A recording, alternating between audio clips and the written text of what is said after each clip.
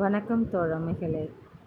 ஒருவன் தனக்கு ஒருத்தங்கள்ட்ட போய் இந்த பொருளை கொடுங்க அப்படின்னு கேட்கும்போதே, அடுத்த முறை நம்மளை பார்த்தாலும் எதாவது வாங்கிறதுக்கு தான் வருவாங்க அப்படின்னு நம்மளை இழிவாக நினைக்க ஆரம்பிச்சிடுறாங்க. அதே மாதிரி இந்த நிலத்தில் வாழ்ந்துட்டு நம்மளுடைய பெயர் நிலைச்சு நிற்கணுன்னா புகழ் உண்டாகும்படியான ஏதாவது ஒரு செயலை நம்ம செய்யணும். நம்ம இறந்த பிறகும் நம்மோட துணை வரக்கூடியது எது அப்படின்னு பார்த்திங்கன்னா, நம்ம செய்யக்கூடிய தர்மங்கள் தான்.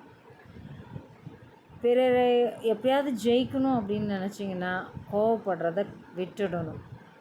இதெல்லாம் ரொம்ப முக்கியமான செயல்களாக நம்முடைய இலக்கியமான நான்மணிக்கடிகையில் இப்படி பாடலாக கொடுத்துருக்காங்க.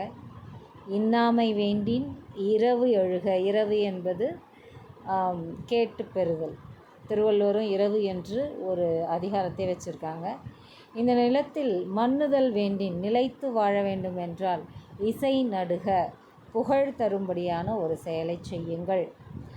தன்னோடு செல்வது வேண்டின், நம்ம கூடயே எடுத்துகிட்டு போகணும் அப்படின்னு நினச்சிங்கன்னா, அதாவது நம்முடைய இறப்பிற்கு பிறகும் துணை வர வேண்டியது எது அப்படின்னு சொன்னால் நாம் செய்கின்ற தர்மம், அறம் செய்க என்று சொல்கிறார்கள்.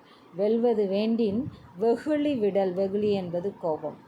ஜெயிக்கணும், யாரை ஜெயிக்கணுன்னாலும் முதல்ல நம்மக்கிட்ட இருக்கிற கோபங்கிற ஒரு மிகப்பெரிய விஷயத்தை விட்டுட்டோம் அப்படின்னு சொன்னால் நம்ம ஜெயிச்சிடுவோம்னு சொல்கிறாங்க.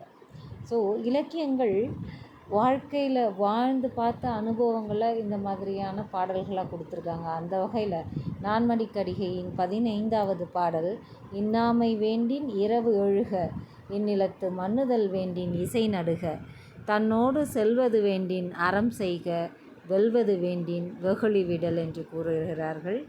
நாம் எப்பயுமே நல்ல மனதோடு அன்போடு அறத்தை பின்பற்றி வாழ்வோம். வாழ்க வளமுடன். நன்றி, வணக்கம்.